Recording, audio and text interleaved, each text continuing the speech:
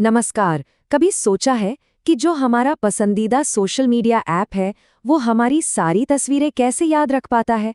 या फिर हमारा बैंक हमारे अकाउंट की सारी जानकारी इतनी सेफ कैसे रखता है? आज हम उसी छुपे हुए सिस्टम की बात करेंगे जो हमारी पूरी डिजिटल दुनिया को पावर देता है। और हाँ, हम ये भी देखेंगे कि ये सिस्टम जानकारी के इस विशाल समंदर को कैसे ऑर्गेनाइज करता है। जरा सोचिए, हमारे चारों तरफ कितने सारे फैक्ट्स, कितनी सारी बातें तैर रही हैं, है ना? हमारी रोजमर्रा की जिंदगी में, इंटरनेट पर, मतलब हर जगह। पर सवाल ये है कि जानकारी के इस शोर में से कुछ काम की चीज कैसे निकाली जाए, कुछ ऐसा जिससे हमारा काम बन सके। बस यही वो पहेली है जिसे आज हम सुलझाने वाले हैं। जैसे मान लीजिए हमारे सामने ये कुछ शब्द आते हैं। अमित 75%, 21, BCA।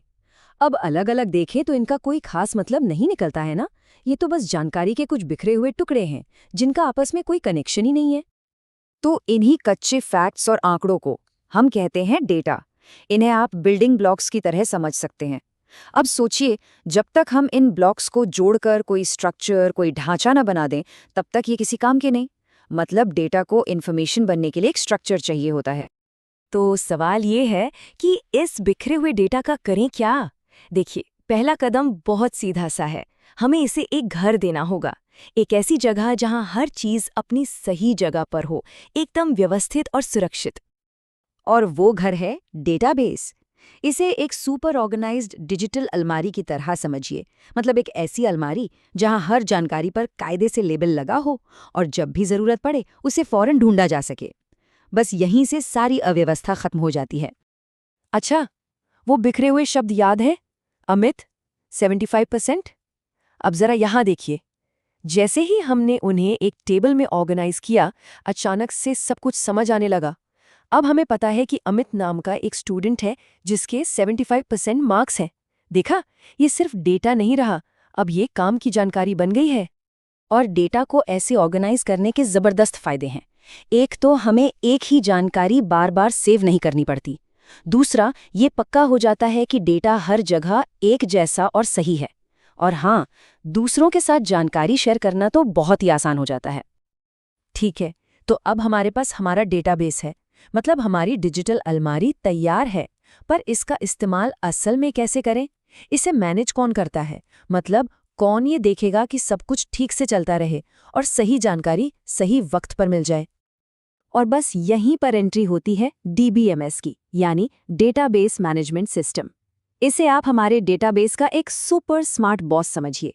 ये एक सॉफ्टवेयर है जो यूजर और डेटाबेस के बीच एक पुल का काम करता है। मतलब सारी रिक्वेस्ट्स को संभालना, चीजों को मेंटेन करना, सब कुछ यही देखता है।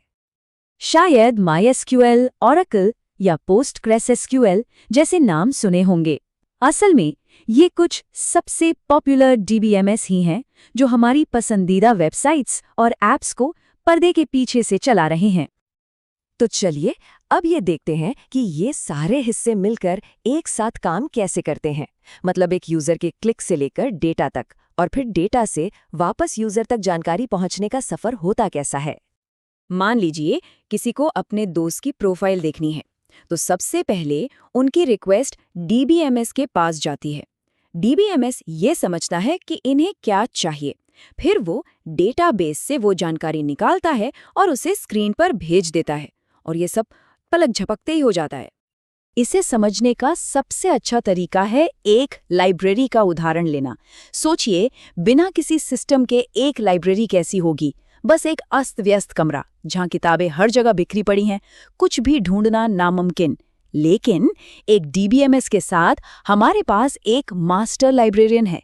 एक ऐसा लाइब्रेरियन जिसे ठीक ठीक पता है कि कौन सी किताब कहाँ है और वो उसे झट से लाकर दे सकता है। तो सवाल उठता है कि ये सब इतना जरूरी क्यों है? आखिर इस पूरे सिस्टम को बनाने में इतनी मेहनत क्यों की जाए? इसका जवाब छिपा है उस पावर में जो ये सिस्टम हमारे डेटा को देता है। देखिए, एक DBMS डेटा को इंडिपेंडेंट बनाता है, बार बार होने वाले दोहराव को कम करता है, सिक्योरिटी को बेहतर बनाता है, और तो और अगर कोई प्रॉब्लम आ जाए तो बैकअप और रिकवरी भी यही संभालता है। मतलब ये डेटा के लिए एक भरोसेमंद गार्डियन की तरह है। तो चलिए फटाफट समराइज करते हैं। डेटा यानी कच्चे फैक्ट्स, डेटाबेस यानी वो ऑर्गेनाइज्ड फाइलिंग कैबिनेट, और डीबीएमएस यानी वो मास्टर लाइब्रेरियन जो ये पक्का करता है कि सब कुछ सही तरीके से और सुरक्षित रूप से चले। अब एक मजेदार सवाल पर आते हैं। क्या होगा अगर दो लोग एक ही समय पर एक ही बैंक अकाउंट से पैसे निकालने की कोशिश करें? डीबीएमएस इस कंफ्यूजन को कैसे मैनेज करता है ताकि कोई गड़बड़ ना हो जाए? और एक बात और, जरा सोचिए, क्या एक लाइब्रेरी बिना लाइब्रेरियन के हो सकती है? टेक्निकली हाँ, किताबें तो रहेंगी, पर क्या वो किसी काम की होगी? ये सोचना वाकई दिलचस्प है कि ये दोनों हिस्से एक दूसरे पर कितने निर्भर हैं। इन सभी सवालों के जवाब डेटाबेस के कंपोनेंट्स में छिपे हैं। ये वो इंजन है जो हमारे हर क्लिक और हर सर्च के पीछे चुपचाप काम करते रहते हैं। हमारी अगली चर्चा में हम इन्हीं पर बात करेंगे। जुड़ने के लिए शुक्रिया।